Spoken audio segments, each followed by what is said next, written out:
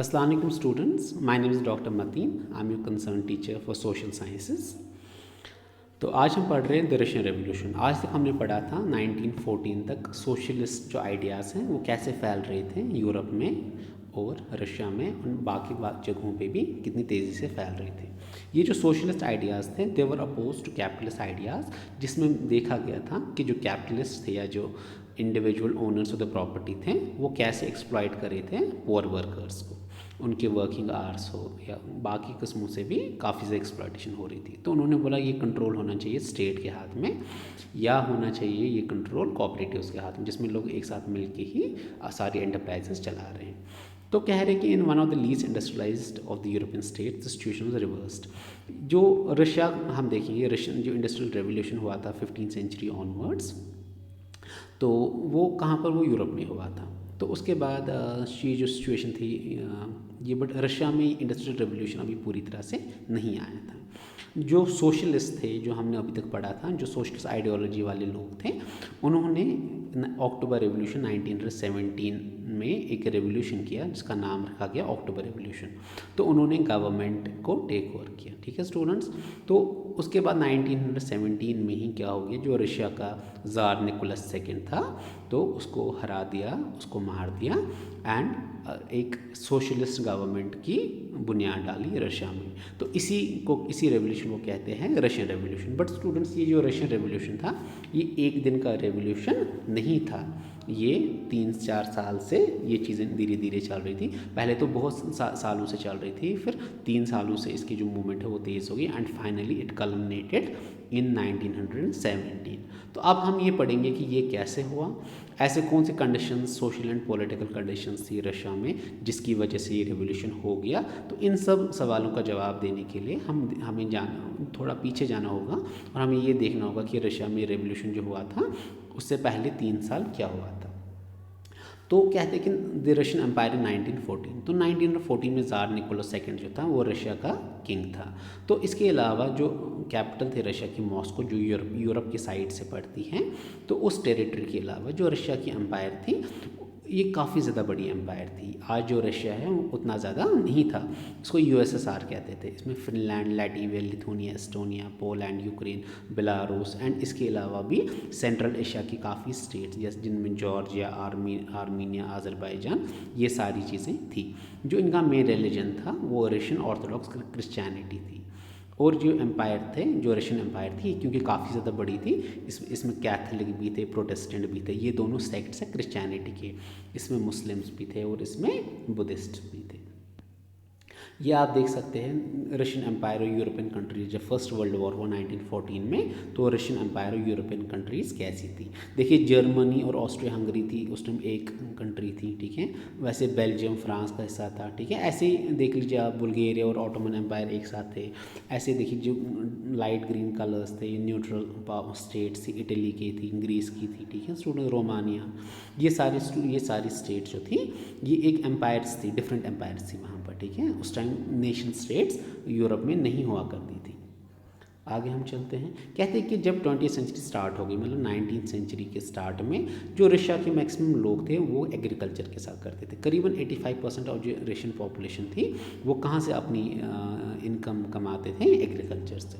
और ये जो लोग थे इनका जो प्रपोर्शन था ये बाकी यूरोपियन कंट्रीज से ज़्यादा थी, मतलब रशिया में सबसे ज़्यादा लोग एग्रीकल्चर के साथ ही इन्वॉल्व थे। इसके अलावा फ्रांस एंड जर्मनी में ये जो प्रपोर्शन था ये 40 to 50% था, मतलब जो फ्रांस है, जर्मनी है, वहाँ पर जो प्रपोर्शन है किसका, एग्रीकल्चर का, वो सिर्फ 40 to 50% था, जबकि रशिया में ये 85% एंड अबोव था। एक तो कहते हैं कि इस एम्पायर में जो कल्टिवेटर्स थे जो वो बनाते थे, एक तो वो मतलब जो रशिया में एग्रीकल्चर था एंड जिसकी वजह से जो क्रॉप्स उगते थे वहाँ पर, तो वो रशिया के लिए भी काफ़ी होते थे एंड वो रशिया के बाहर एक्सपोर्ट भी करते थे। तो ज़्यादा इंडस्ट्री नहीं थी, क्योंकि आपने खुद देखा होगा मैन्युफैक्चरिंग और सर्विस सेक्टर ज़्यादा नहीं था। Agriculture was the predominant occupation of the people of Russia in 1914। तो इंडस्ट्री जो है वो कोई इंडस्ट्री कोई किसी कोने में थे किसी किसी शहर के। तो जो प्रोमिनेंट इंडस्ट्रियल एरियाज़ थे वो थे सेंट पीटर्सबर्ग और मॉस्को। ये एक दो ऐसे शहर थे जहाँ पर काफ़ी ज़्यादा इंडस्ट्रीज़ थी। तो क्राफ्ट्समैन थे, जो आर्टिजन्स क्राफ्ट्समैन थे, जैसे कुम्हार हो, कारपेंटर हो, मेसन्स हो, तो मैक्सिमम काम वही करते थे। और काफ़ी बड़ी फैक्ट्रीज़ भी होती थी जो क्राफ्ट्स, जैसे कोई मतलब ब्लैक स्मिथ हो, गोल्ड स्मिथ हो, इनके कारखानों के सामने ही बड़ी बड़ी फैक्ट्रीज़ भी लगी हुई थी और जो काफ़ी कम नंबर में थी। तो बहुत सारी फैक्ट्रीज़ कब बनाई गई 1890s में, क्योंकि 1890s में क्या हो गया कि जो रशिया की रेलवे नेटवर्क थी वो एक्सटेंड की गई एंड जो फॉरेन इन्वेस्टमेंट थी इंडस्ट्री में वो इंक्रीज़ हो गई। ऑब्वियसली जब ट्रांसपोर्टेशन का एक ज़रिया बन गया जहाँ से इजीली मैन्युफैक्चर्ड गुड या रॉ मटेरियल आ सकते एक दूसरी जगह से दूसरी जगह तक, तभी इंडस्ट्रीज़ भी बन सकती थी। 1890s तक रेलवे नहीं थी तो इंडस्ट्री भी नहीं थी। तो जो कोल प्रोडक्शन थी वो डबल हो गई and iron and steel output जो थी वो क्वाड्रपल हो गई, मतलब क्वाड्रपल मतलब 4 टाइम्स हो गई। तो 1900s तक कुछ एरियाज़ में जो फैक्ट्री वर्कर्स और क्राफ्ट्समैन थे वो इक्वल नंबर थे। ठीक है स्टूडेंट, तो ये देखा गया कि अब 1900 स्टार्ट हो गई तो फैक्ट्रीज़ में अनस्किल्ड वर्कर और स्किल्ड वर्कर इक्वल नंबर में थे। तो उसके बाद क्या हो गया कि most industry was property, private property of industrialist. तो ये जो इंडस्ट्री थी ये क्या थी, ये इंडस्ट्रियलिस्ट की प्राइवेट प्रॉपर्टी, गवर्नमेंट की इंडस्ट्रीज़ नहीं थी। जैसे आप कश्मीर में देखेंगे यहाँ पर HMT थी वो गवर्नमेंट की थी, खैबर है वो प्राइवेट की है, तुरंबू है वो प्राइवेट की है। ठीक है स्टूडेंट, सैफको है वो प्राइवेट की है, HK इंडस्ट्रीज़ है वो भी प्राइवेट है। जबकि आप देखेंगे गवर्नमेंट की जैसे JK सीमेंट्स है या बाकी कोई कॉरपोरेशन है वो गवर्नमेंट की इंडस्ट्रीज़ है। तो जो गवर्नमेंट है उनका बस काम होता था कि वो बड़ी बड़ी फैक्ट्रीज़ को क्या सुपरवाइज़ करते थे, वो बस ये देखते थे वर्किंग आवर्स कैसे हैं एंड मिनिमम वेजेस दिए जाते हैं कि नहीं। मिनिमम वेज मतलब टोटल एक सैलरी ना, कम से कम सैलरी एक महीने एक एम्प्लॉय को कितनी दी जा सकती है।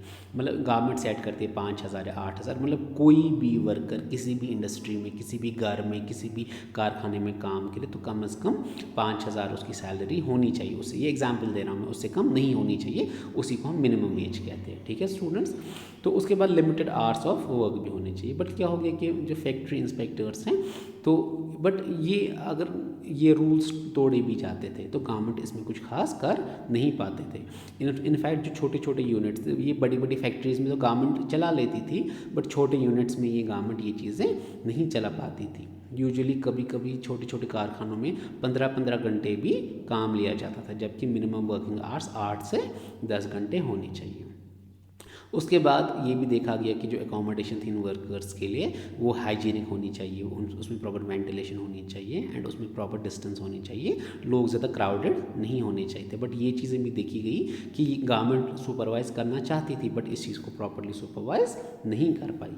तो जो वर्कर्स थे वो एक डिवाइडेड सोशल ग्रुप थे। जो वर्कर्स थे, जो फैक्ट्री के और कारखानों में काम करने वाले मज़दूर थे, उनकी आपस में कोई कोऑपरेशन नहीं थी, उनकी आपस में कोई यूनियन नहीं थी। ठीक है, वो डिवाइडेड थे, हर कोई अपना अपना काम करता था। कुछ लोग ऐसे थे जिनको बहुत स्ट्रॉन्ग लिंक्स थे विलेजेस के साथ जहाँ से वो आए थे।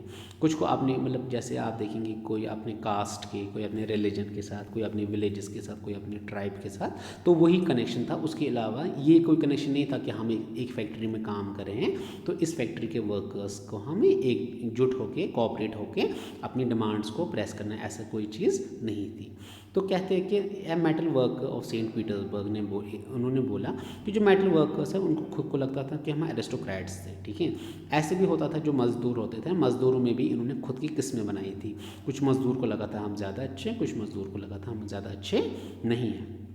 तो their occupation demanded more training and skills. ठीक है, तो कुछ लोग जिनको ज़्यादा काम करना पड़ता था उनको लगता था हम नीचे हैं, एंड कुछ लोग जिनको कम काम करना पड़ता था उनको लगता था कि हम मजदूर तबके में ऊंचे हैं। तो कहते कि जो वुमेन थे वो 31% ऑफ द लेबर फैक्ट्री बनाते। 1914 तक रशिया में जो औरतें हैं दे मेड अप अराउंड 1/3 या 1% of the total factory labour. But इनको मर्दों से बहुत कम सैलरी दी जाती थी, हाफ से भी ज़्यादा, अराउंड 50% सैलरी। अगर मर्द को एक दिन का काम करने के लिए 500 रुपये दिया जाता था, इनको 200 रुपये भी नहीं देते थे, कभी 100 रुपये टोटल देते थे।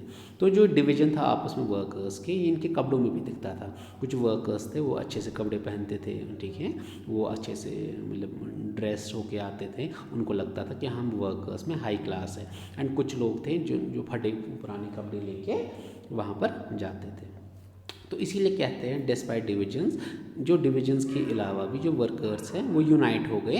उन्होंने बोला हम काम करेंगे, उन्होंने बोला कि हम स्ट्राइक करेंगे, अगर हमारी डिमांड्स पूरी नहीं हुई तो हम स्ट्राइक करेंगे, हम वर्किंग कंडीशंस पे, या अगर हमें ऐसे निकाल दिया जाता है नौकरी से कभी भी विदाउट एनी रीज़न तो हम इस चीज़ के खिलाफ लड़ेंगे। तो ऐसी काफ़ी स्ट्राइक्स होने लगी 1800s के लास्ट के सालों में।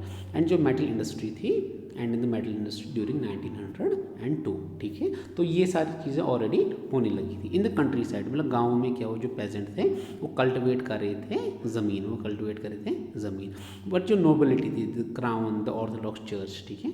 अब ये देखा गया कि गाँव, अब अभी तो फैक्ट्रीज़ की बात करें, इंडस्ट्रीज़ की बात करें, अब हम बात करेंगे किसकी, चर्च की। तो जो चर्च थे या वज़ीर थे उनके पास बड़ी बड़ी प्रॉपर्टीज़ हुआ करती थी। तो जैसे वर्कर्स है, पेजेंट्स भी डिवाइड थे, पेजेंट्स के बीच में भी आपस कोऑपरेशन नहीं थी। बट ये चीज़ देखा गया कि जो लोग थे ना वो बहुत ज़्यादा रिलीजियस थे, क्योंकि जब एक इंसान गरीब होता है तो एक चीज़ जो एक इंसान को तसल्ली देता है, दिलासा देता है, जीने की का मकसद देता है, वो क्या है, वो रिलीजन है। बट कुछ केसेस में लोगों को कुछ रेस्पेक्ट नहीं थी नोबिलिटी के लिए, जो वज़ीर थे या जो एरिस्टोक्रेट थे उनके लिए कुछ रेस्पेक्ट नहीं थी, क्योंकि जो उनको पावर थे और पोजीशंस थे वो उनको कहाँ से मिली थी, वो कभी लोगों ने तो चूज़ नहीं किया उनको किसने चूज़ किया था, उनको ज़ार ने चूज़ किया।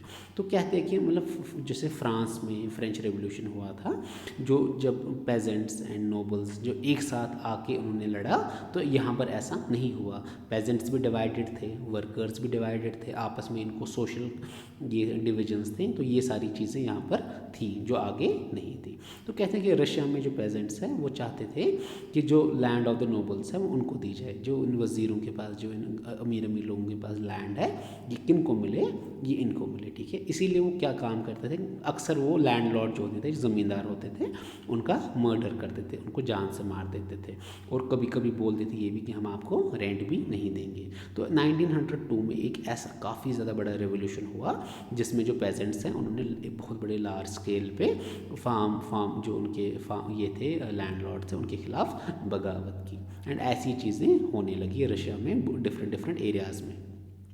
तो कहते हैं कि जो रशियन पेजेंट्स थे वो डिफरेंट थे यूरोपियन पेजेंट्स थे। पेजेंट मतलब काश्तकार, मतलब फार्मर, ठीक है। उन्होंने वो काम करते थे, वो अपने लैंड को एक साथ मिलाते थे, एंड फिर क्या काम करते थे, फिर जो भी उनको प्रॉफिट मिलता था या जो भी उनकी लास्ट में प्रोडक्शन होती थी उसको मिला के इक्वली वो डिवाइड करते थे। रशिया, यूरोप में ये चीज़ नहीं देखी जाती थी। तो आज के लिए स्टूडेंट्स इतना ही, बाकी हम कल पढ़ेंगे। My name is doctor Mateen, I am your concern teacher for social sciences. And अगर आपको कोई भी प्रॉब्लम हो, कोई भी क्वेरी हो, कोई भी क्वेश्चन, कोई भी डाउट हो, आप मेरे पास आ सकते हैं, आप मुझे सवाल पूछ सकते हैं व्हाट्सएप पे। You can text me, I will always be ready to answer you any time. Thank you so much students, अल्लाह हाफिज़।